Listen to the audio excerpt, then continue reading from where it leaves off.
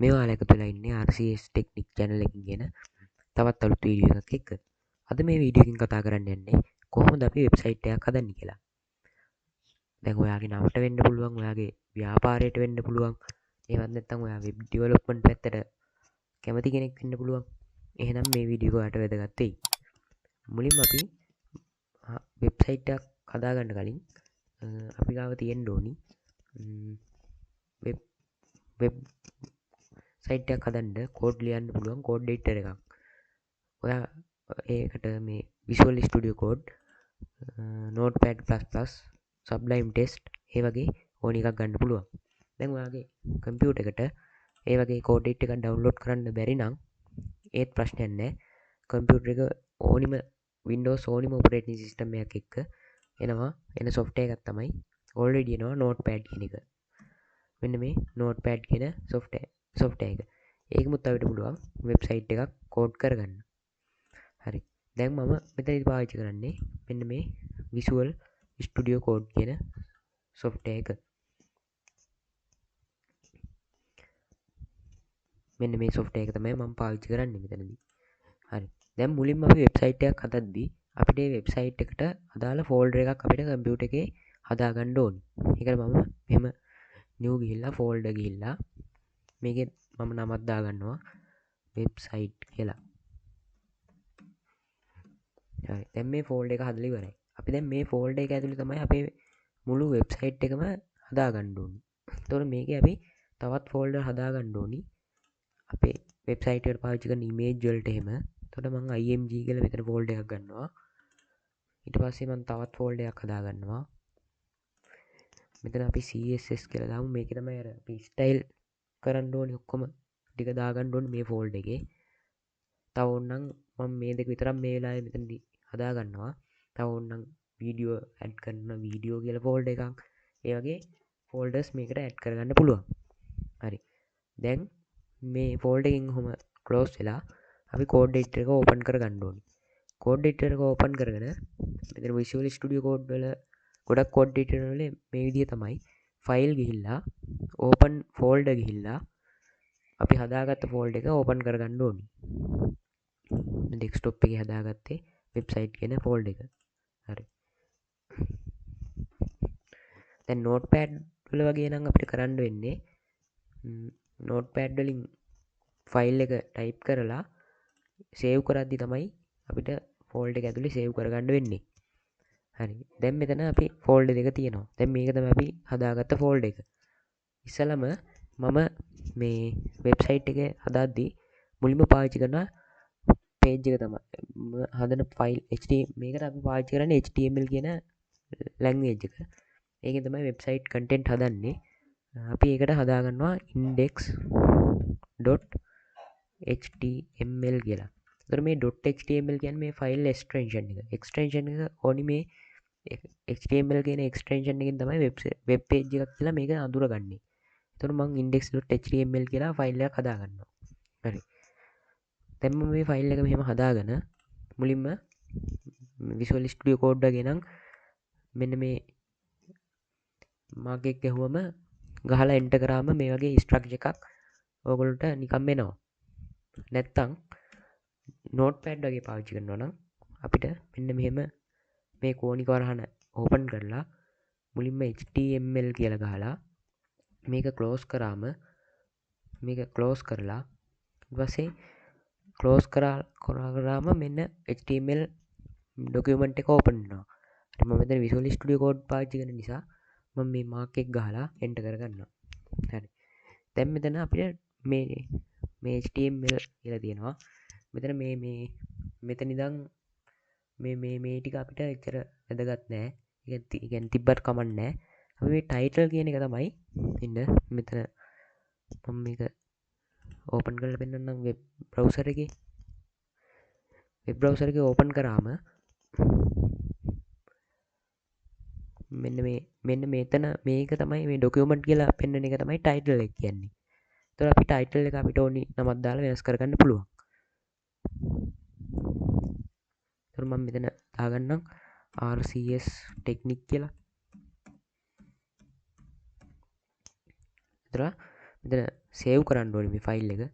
File ගිහිල්ලා මේ save කියන එක ක්ලික් කරනවා. එතකොට මේක සේව් වෙනවා.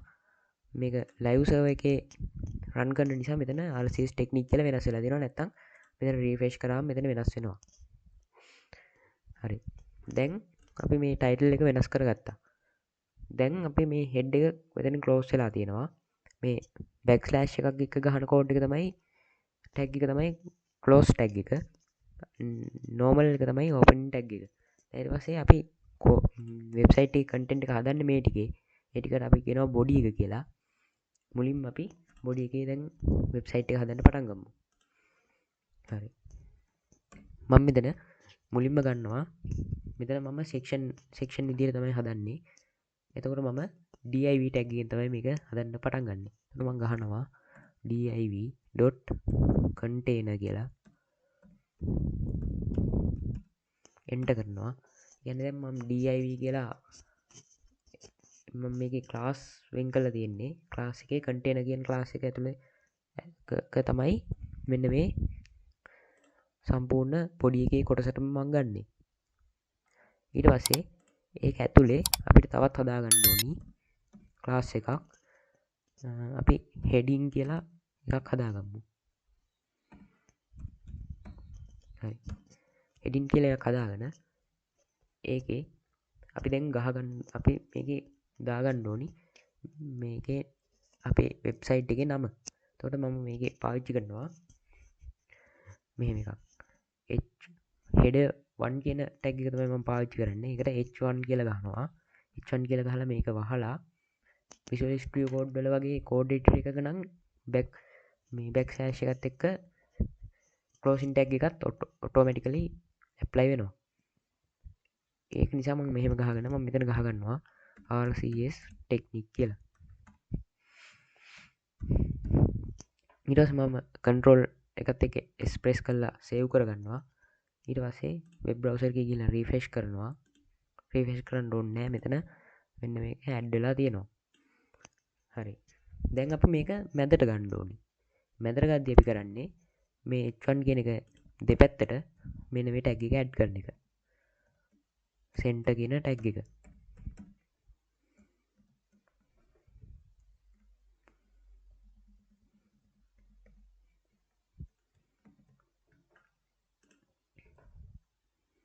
හරි.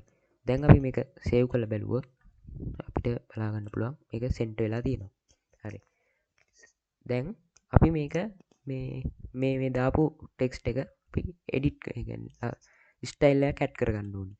ඒකට අපි පාවිච්චි කරනවා මෙතන මේ CSS කියන folder එක ඇතුළට ගිහිල්ලා ඒ folder එක ඇතුලේ මම හදාගන්නවා file එකක් style.css කියලා.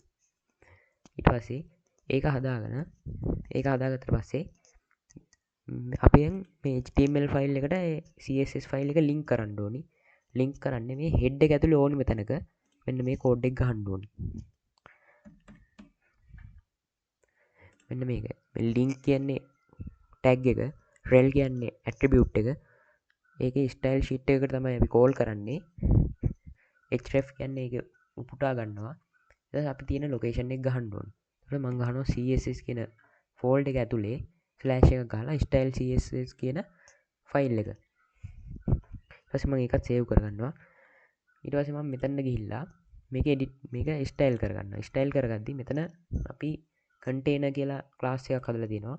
එහෙනම් මම .container කියන එක ඇතුලේ .header කියලා තමයි තියෙන්නේ.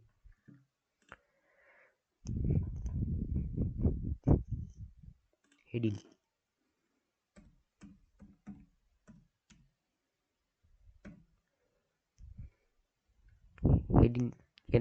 heading කියන එකේ මේ dot එක on නෑ. ඊට පස්සේ මේක අපි මෙන්න මේ වරහන සංගල වරහනක් ඕපන් කරගන්න ඕනි. ඊට පස්සේ ඒක ඇතුලේ අපිට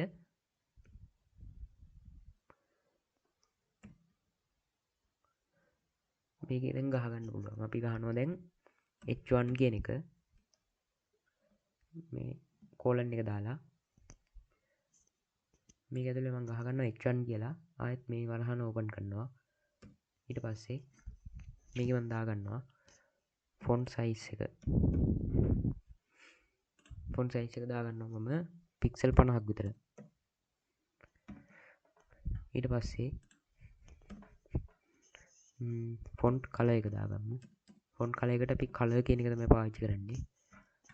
මේ වෙබ් ඩිසයින් වලදී සැලකිලිමත් වෙන්න ඕනේ මේ කලර් කියන එකට එහෙම COLOUR නෙවෙයි පාවිච්චි කරන්නේ COLOR. ඊට පස්සේ මම මෙතන පාවිච්චි කරනවා කලර් එක විදිහට බ්ලූ වගේ. ඊට පස්සේ අපි මේක බෝල්ඩ් කරගන්නවා ෆොන්ට් වෙයිට් වලින් බෝල්ඩ් දාගන්නවා. ඊට පස්සේ මේක එරර් එකක් පෙන්නනවා. අපි බලමු එරර් එක නෑ. හරි එරර් එකක් නෑ. දැන් මේක සේව් කරගන්නවා. සේව් කරගත්ත පස්සේ අපිට බලලා ගන්න පුළුවන් මොකක්ද වෙලා තියෙන්නේ.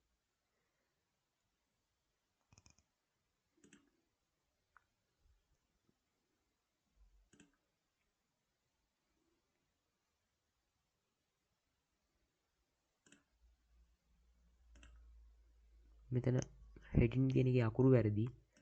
එක අකුරක් හරි වෙනස් වුණොත් මේක රන් වෙන්නේ නැහැ.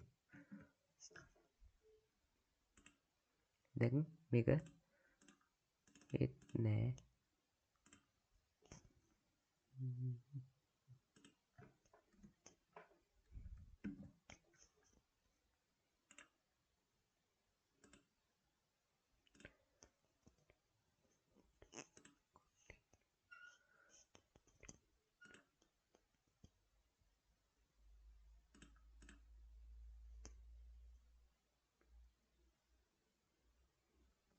හෙඩගේ හෙඩින් කියන එකේ අකුරු තමයි වැරදි. අකුරු හරියට ගහන්න ඕනේ නැත්තම් මේක රන් වෙන්නේ නැහැ. දැන් යාට අඳුර ගන්න බෑ ඒක මොකද්ද කියලා. හරි දැන් මෙතන පේනවා අකුරු ෆොන්ට් සයිස් එක ලොකු වෙලා බ්ලූ කලර් වෙලා තියෙනවා. දැන් අපි මේ හෙඩින් කොටසට විතරක් අපි දාගමු පොඩි ඉමේජ් එකක්. දැන් මම මෙතන මේ H1 එක ලියපු තැනට උඩින් දාගන්නවා මෙහෙම එකක් new.title කියලා එන්ටර් කරලා ක්ලෝස් ටැග් එක දාගන්නවා එතන ඉවර වෙන තැනට.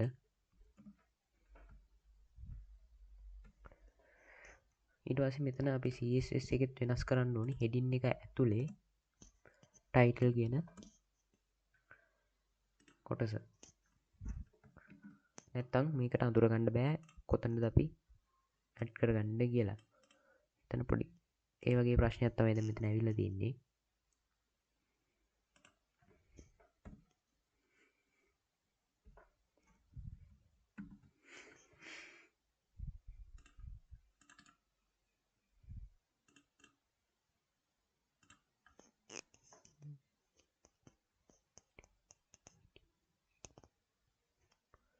අපි ඒ ටයිටල් කියන එක අයින් කරගමු. මෙතන 3ක් දෙන්න අමාරුයි.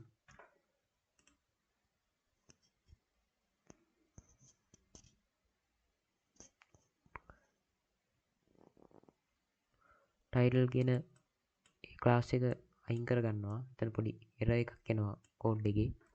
නිසා මම ඒක අයින් කරගන්නවා. හරි. දැන් මේ heading කියන එකේ කොටසේ background image එක විදිහට මම මෙහෙම කෝඩ් එකක් පාවිච්චි කරනවා. b background කියලා. නෑ. අපි ඒක background color එකක් දාගමු. මට මේලා image එකක් හොයාගන්න බැරි වෙයි. heading එක ඇතුලේ මම පාවිච්චි කරනවා bg color කියලා background color කියන මෙන්න මේ ටැග් එක. ඒකෙන් අපි දාගන්නවා මෙන්න මේ color එක. ඊට පස්සේ මම මේක සේව් කරනවා. සේව් කරලා මේකත් සේව් වෙලා නැහැ. ඊට පස්සේ මේක බලුවම මේ ටික විතරක් බ්ලූ වෙලා තියෙනවා පේනවා. දැන් අපි මෙතනින් පල්ලෙහාට මොකක් කරේ එකක් ඇඩ් කරලා බලමු. මේකෙම මම පල්ලෙහාට පැරග්‍රාෆ් එකක් ඇඩ් කරනවා. ඒකට පාවිච්චි කරන්නේ p කියන එක. පැරග්‍රාෆ් එකක් විදිහට මම ගහන මෙතන එන්ටර් කරනවා. RCS web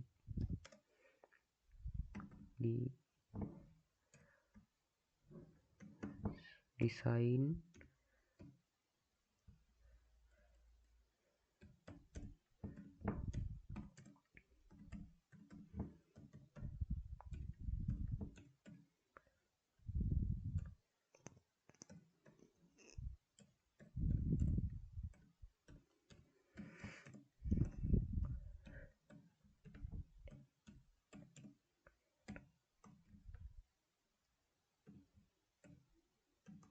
ඔන්න වගේ එකක් පොඩි ටෙක්ස්ට් එකක් ඇඩ් කරගත්තා. ඊට පස්සේ ඒකත් සේව් කරාම දැන් මෙතන බලා ගන්න පුළුවන්.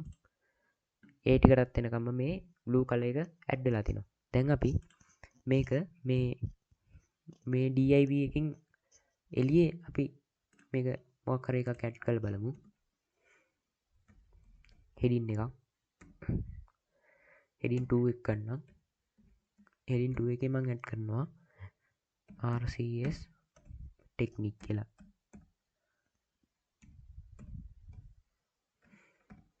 ඒකත් මම සේව් කරනවා. එතකොට බලා ගන්න පුළුවන් ඒක බ්ලූ කලර් වෙලා නැහැ. ලයිට් බ්ලූ කලර් වගේ බෑග්ග්‍රවුන්ඩ් එකක් ඇවිල්ලා නැහැ කියලා. ඒකට හේතුව අපි මෙතන මේ කලර් එක ඇඩ් කරලා තියෙන්නේ මේ heading කියන ක්ලාස් එකට. ඒ වුණාට අපි මේ RCS technique කියන heading එක දැම්මේ ඒ ක්ලාස් එකකින් පිට. ඒතකොට ඒ ක්ලාස් එකට විතරයි මේ කලර් එක ඇඩ් වෙන්නේ. හරි. අද දැන් මේ වීඩියෝ එකෙන් ඔයාලට කියා දුන්නේ මුලින්ම වෙබ්සයිට් එකක් හදද්දී වෙබ්සයිට් එකේ හෙඩර් එකක් හදාගන්නේ කොහොමද කියලා. මේකට ඕනනම් ඕගොල්ලන්ට තව ඉමේජ් දාගන්න පුළුවන්. මේ හෙඩර් එක ඇතුළට ලින්ක් දාගන්න පුළුවන්. මේ වගේ ගොඩක් දේවල් කරගන්න පුළුවන්. හරි. එහෙනම් අපි මේකේම දෙවෙනි වීඩියෝ එකෙන් ඉක්මනට හම්බෙනකම් ඉක්මනට හම්බෙමු. එතකොට ඒ වීඩියෝ එකෙන් ඔයාලට තවත් ඉස්සරහට වෙබ් ඩිසයින් ගැන ඉගෙන ගන්න පුළුවන්. එහෙනම් මේ අපේ channel එක RCS Technique channel එක subscribe කරලා bell icon එකත් all press කරලා තියාගන්න. එතකොට ඊළඟ වීඩියෝ එකත් දාපු ගමන් ඕගොල්ලන්ට මේක බලා ගන්න පුළුවන්. ඒ වගේම මේ වීඩියෝ එක හොඳයි කියලා හිතෙනවා නම් like එකකුත් දාගෙන යන්න. මේ වීඩියෝ එකේ තියෙන අඩුපාඩු කමෙන්ට් එකකුත් දාගෙන යන්න අමතක කරන්න එපා. එහෙනම් සුබ දවසක්. ඊළඟ වීඩියෝ එකෙන් ඉක්මනටම හම්බෙමු.